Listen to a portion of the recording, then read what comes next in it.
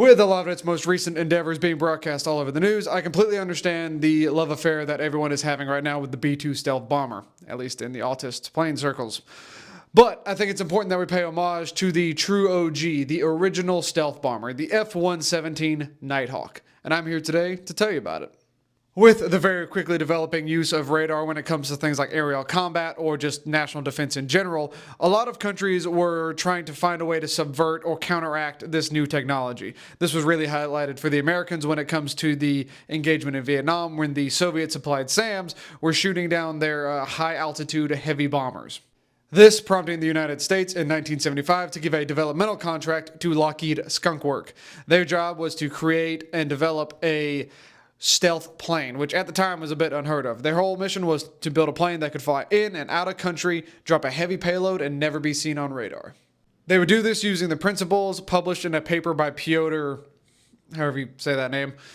His idea essentially was that you could confuse a radar if the object that it was aiming at was irregularly shaped in such a way that you could diffuse the radar signal. Naturally, most of the development for the Nighthawk was kept under heavy wraps. It was either flown only exclusively at night or in heavily restricted government areas. It wouldn't really start to see any popularity or public appearances until the Gulf War.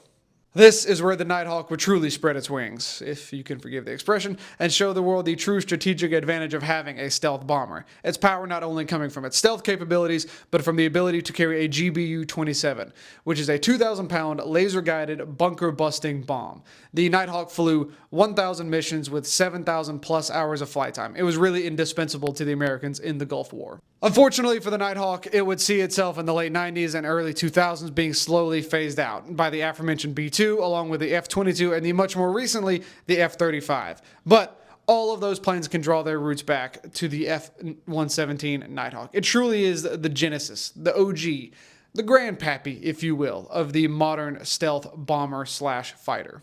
And with that, I think that's all I have for you today. If you stayed this long, I appreciate you watching. Please leave a like, subscribe. We do this kind of thing pretty regularly around here.